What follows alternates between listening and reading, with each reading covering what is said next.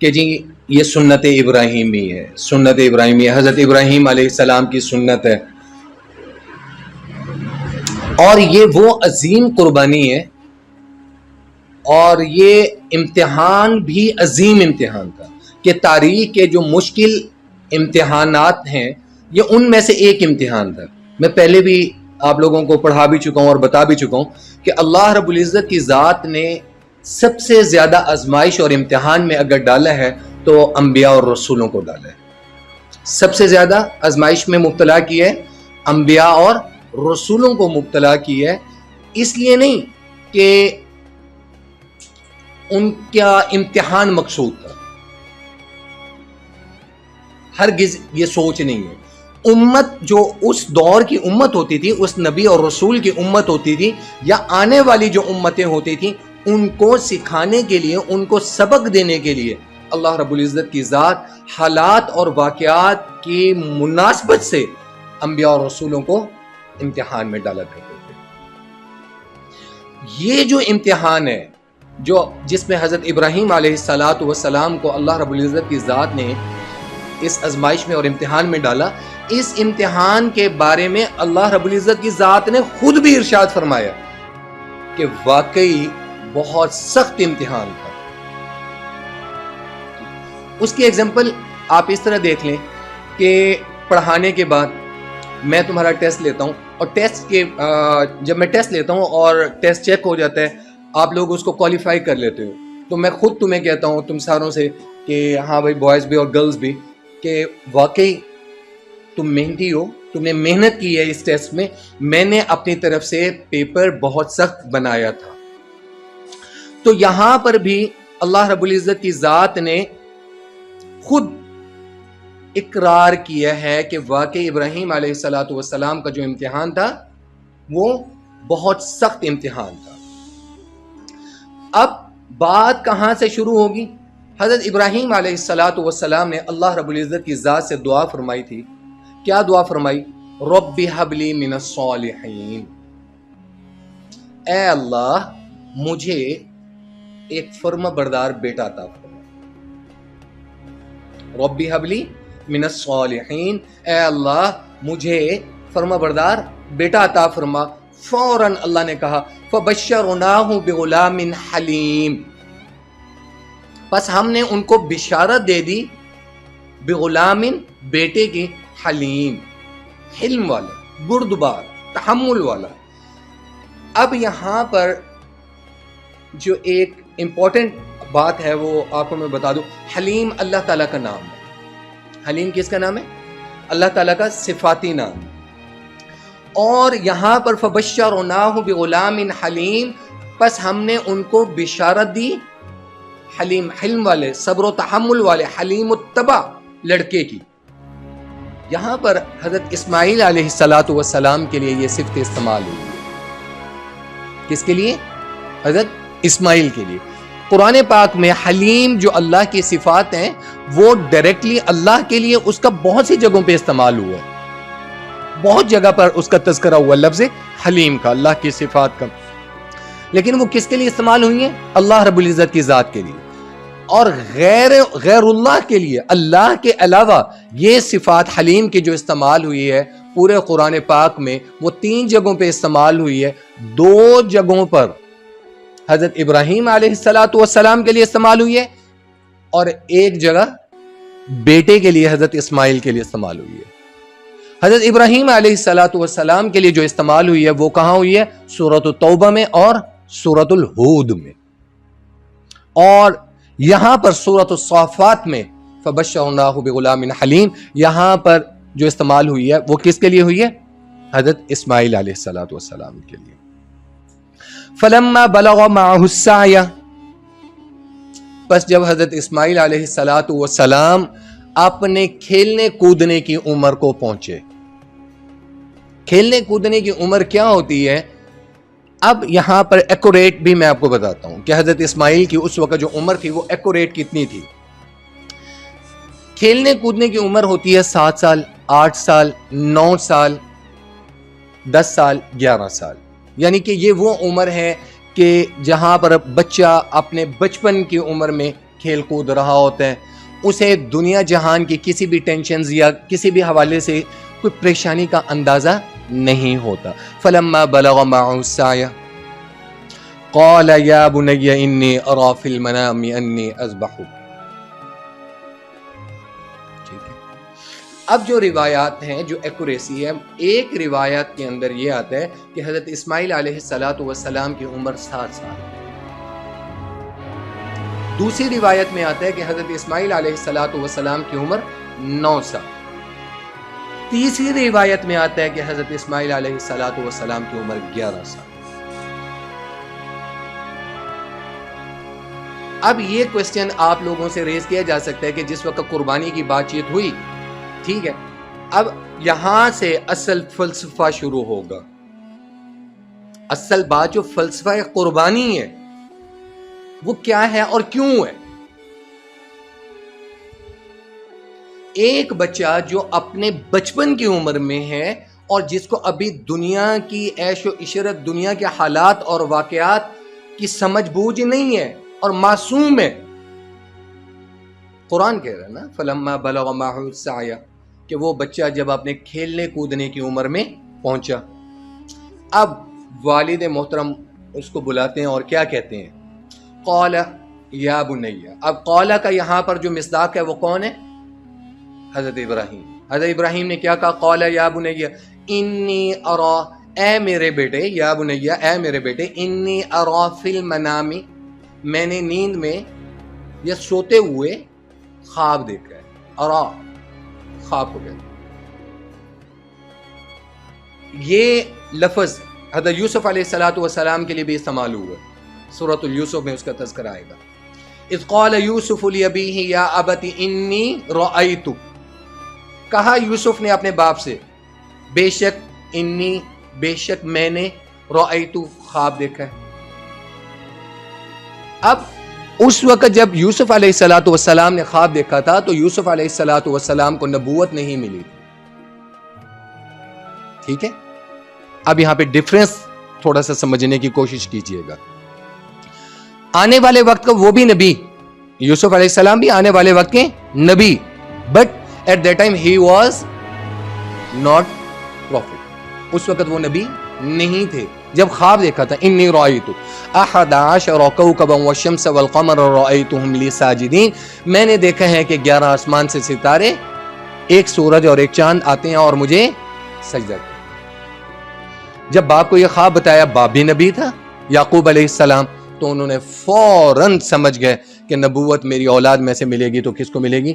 یوسف کو ملے گی. اور مقام ولایت میں والشمس والقمر، جب سورج اور چاند کی بات آئی، رأیتہم لی ساجدین کہ مجھے سجدہ کرنے کے لیے آتے ہیں، تو یہاں پر یعقوب علیہ السلام سمجھ گئے تھے کہ اب مقام ولایت میں یوسف علیہ السلام جو ہیں وہ مجھ سے آگے نکل جائیں.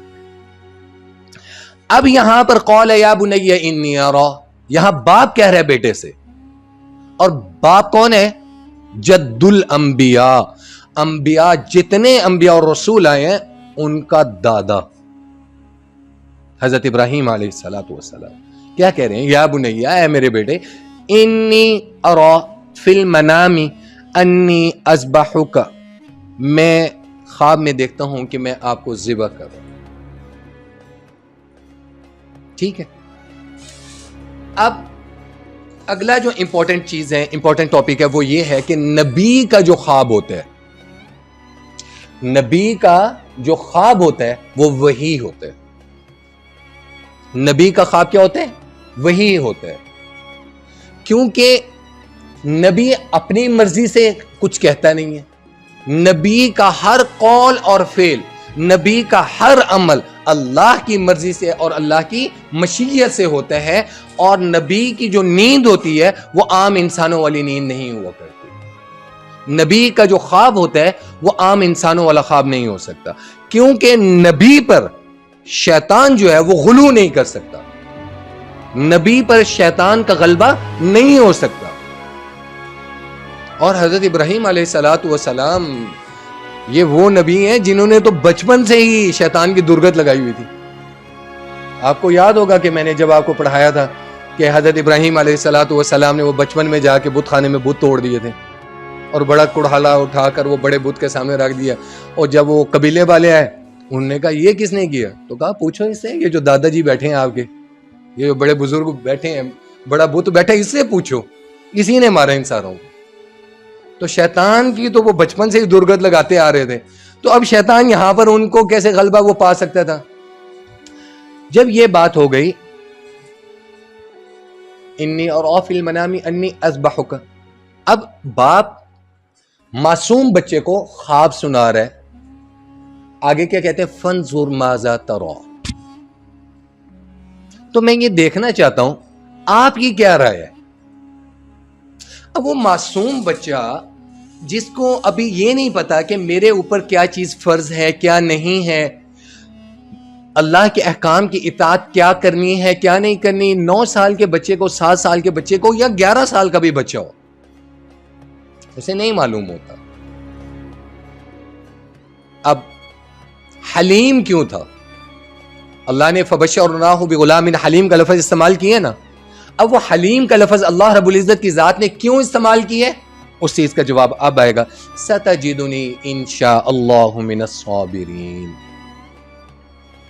اللہ نے چاہا تو آپ مجھے صبر کرنے والوں میں پائیں گے. یہ بیٹے کا اس 7 سال 9 سال اور 11 سال کے بچے کا اپنے باپ کو جواب ہے. ستجدنی انشاء اللہ من الصابرین. آپ کر گزریے, آپ کر گزریے, مجھے صبر کرنے والوں میں پائیں گے. یہاں پر اللہ نے وہ جو حلیم الطبع, حلیم کا لفظ استعمال کیا تھا, فبشرناہ بغلام حلیم, ہم نے انہیں حلیم الطبع بچے کی خوشخبری سنائی. وہ حلیم الطبع, وہ جھکاؤ, وہ عاجزی, وہ اللہ کی رضا میں ہاں ملانا, وہ یہ تھی. ستجدنی انشاءاللہ من الصابرین.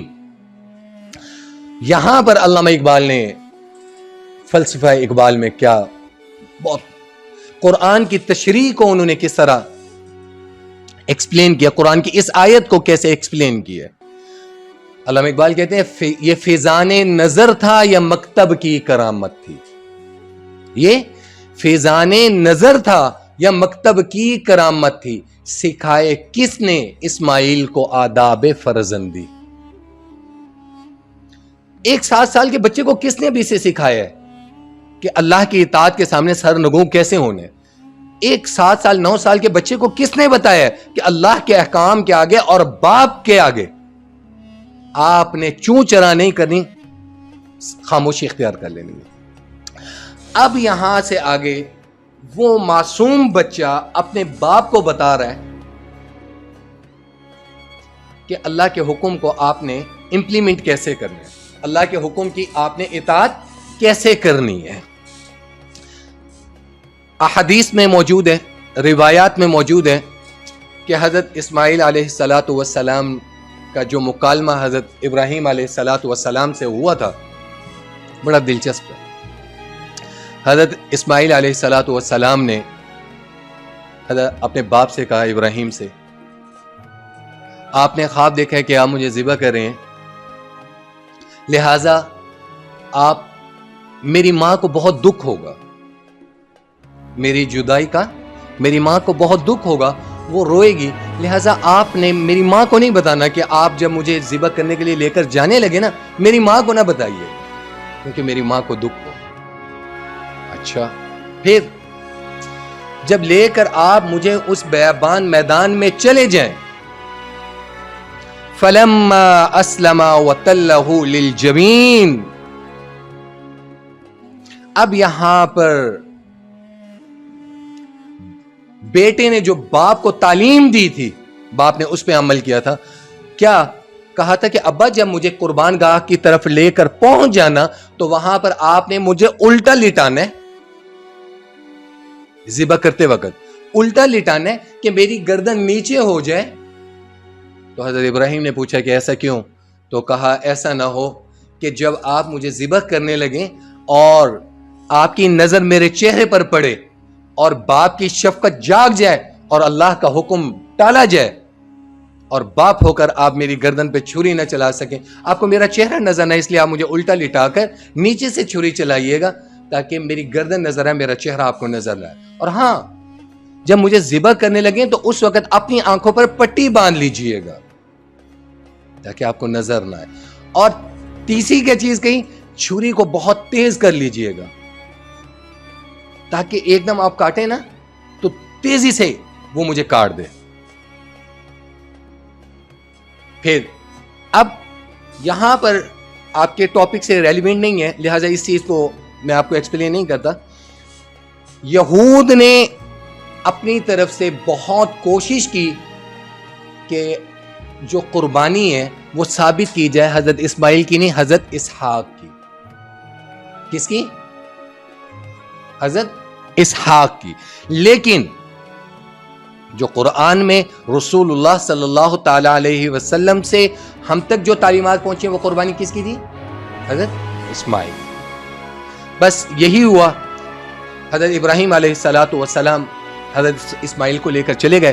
فلما اسلم وتلہ للجبین، انہوں نے اپنے بیٹے کو ماتھے کے بل لٹا دیا زمین پر، اور تاکہ چہرہ سامنے نہ ہو، باقی شفقت نظر نہ آئے، اور چھری چلانے لگے. وَنَادَيْنَاهُ أَن يَا إِبْرَاهِيمُ، ابھی چھری چلائی نہیں تھی، ٹھیک ہے. وَنَادَيْنَاهُ، اور ہم نے پکار دی، آواز دی، صدا دی. أَن يَا إِبْرَاهِيمُ، اے ابراہیم، قَدْ صَدَّقْتَ الرُّؤْيَا إِنَّا كَذَلِكَ نَجْزِي الْمُحْسِنِينَ، اے ابراہیم تو نے اپنا خواب سچ ثابت کر دکھایا. ایک لمحے کے لیے انسان یہ سوچے کہ اگر حضرت اسماعیل علیہ السلام ذبح ہو جاتے اور یہ سنت جیسے آگے وَتَرَكْنَا عَلَيْهِ فِي الْآخِرِينَ، آگے آیات میں آ رہا ہے کہ ہم نے آنے والی نسلوں اور آنے والی امت پر یہ لازم کر دیا کہ یہ قربانی آپ نے کرنی ہے. وَتَرَكْنَا عَلَيْهِ فِي الْآخِرِينَ، یہ اس کا مصداق حضرت اسماعیل کی قربانی ہو چکی ہوتی. ہم اللہ کے باقی احکامات کی پیروی نہیں کرتے، یہ ہم کیسے کرتے؟ اور اسپیشلی وہ لوگ جن کا بیٹا ہی ایک ہو اور جن کا بیٹا کلوتا ہو، وہ کہاں سے قربانی کریں گے؟ سوری ٹو سے، میں انڈیکیٹ نہیں کرتا، پھر جٹ صاحب نے تو نہیں کرنی سی قربانی. جٹ صاحب نے کہنا سی میرا تو ایک کو کلا کلا پوتا، میں تو نہیں کرتا. نہ جٹ صاحب نے 100 اونٹ قربان کرنے تھے کہ وہ فدیہ تھا. تو کوئی بھی باپ، چاہے اس کے 1 ہو، 10 بیٹے بھی ہوں، 11 بیٹے بھی ہوں، میں کہتا ہوں جتنے مرضی اس کے بیٹے ہوں، باپ بیٹے کو قربان نہ کر. سمجھ آ گئی؟ ہم سے مزید نہ، یعنی کہ یہ بات، میرا بات کرنے کا مقصد یہ ہے، پہلے ہم اللہ کی نافرمانیوں میں ہم نے کوئی کسر نہیں اٹھا رکھی تھی، مزید یہ بھی شامل ہوگی. قد صدقت رؤیا، بے شک آپ نے اپنا خواب سچ کر دکھایا. انا کذالک نجزی المحسنین، اب ہم محسنین کو اعلیٰ سے اعلیٰ بدلہ بھی عطا کرتے ہیں. وفدیناہ بذبح عظیم، پھر ہم نے اس کا بہترین فدیہ، اللہ کہتے ہیں ہم نے خود عطا کیا. اور وہ کیا عطا کیا کہ فوراً جبریل علیہ السلام جنت سے ایک مینڈھا لے کر روانہ ہوئے. جو آئے، وہ جو ابراہیم علیہ السلام کی چھری چلی، ابراہیم علیہ السلام نے تو چھری چلا دی. ان کے نزدیک تو یہ ہے کہ اسماعیل ذبح ہو چکا. تو جب آنکھوں سے چھری چلنے کے بعد آنکھوں سے پٹی ہٹا کر دیکھا، نیچے دیکھا تو مینڈھا ذبح ہوا پڑا تھا. حضرت اسماعیل علیہ السلام پیچھے کھڑے مسکرا رہے ہیں. پھر یہ آیت تھی قد صدقت الرؤیا انا کذالک نجزی المحسنین، بے شک آپ نے اپنا خواب سچ ثابت کر دکھایا ہے، اب ہم آپ کو اس کی جزا عطا کرتے ہیں. اور جزا کیا تھی؟ وفدیناہ بذبح عظیم، آسمان سے جو مینڈھا آیا تھا وہ ذبح ہو گیا. وترکنا علیہ فی الآخرین، اب آنے والی امت کو یہ لازم کر دیا گیا اور فرض کر دیا گیا کہ وہ سنت ابراہیمی یقینی بنائے گی اور قربانی کرتے رہیں گے. تاریخ میں آیا ہے کہ 4 جگہیں ایسی ہیں جب حضرت جبرائیل علیہ السلام تیز ترین وقت میں زمین پر تشریف لائے. ان مقامات میں ایک جگہ یہ تھی کہ حضرت اسماعیل کی گردن پر جب چھری چلنے لگی تھی تو آسمان کے فرشتے حیران تھے کہ دعاؤں سے مانگا ہوا بیٹا، اور وہ بھی بڑھاپے کا بیٹا، ٹھیک ہے، اور جو مانگا ہو اور ہو بھی وہ فبشرناہ بغلام حلیم، جس کو اللہ صفات کے ساتھ پیدا کر رہا ہے، ٹھیک ہے، کیونکہ اولاد پیدا ہوئی ہے، انبیاء اور رسولوں کی اولاد پیدا ہوئی ہے، لیکن لازم اور ملزوم نہیں تھی کہ وہ بھی نیک ہو۔ نوح علیہ السلام کا بیٹا نافرمان پیدا ہوا ہے کیا نا؟ آدم علیہ السلام کا بیٹا قابیل قاتل پیدا ہوا کہ نہیں ہوا؟ لیکن یہ جو بیٹا ہے فبشرناہ بغلام حلیم، یہ حلیم طبع والا بیٹا اور اللہ کی طرف سے بشارت والا بیٹا تھا۔ اور آگے رسول اللہ صلی اللہ تعالی علیہ وسلم کی جو نسل ہے، جو آل ہے، وہ حضرت اسماعیل کے واسطے سے ہوتے ہوئے حضرت آدم تک جاتی ہے۔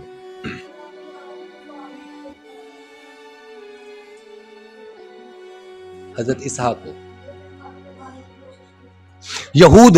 یہود نے ذبیح اللہ ثابت کرنے کے لیے کوشش کی تھی کہ جو قربانی ہے نا وہ حضرت اسماعیل کی نہیں، حضرت اسحاق کی ہوئی تھی، ٹھیک ہے، اور اس وقت تک تورات میں جا بجا تحریف بھی ہو چکی تھی۔ مثلا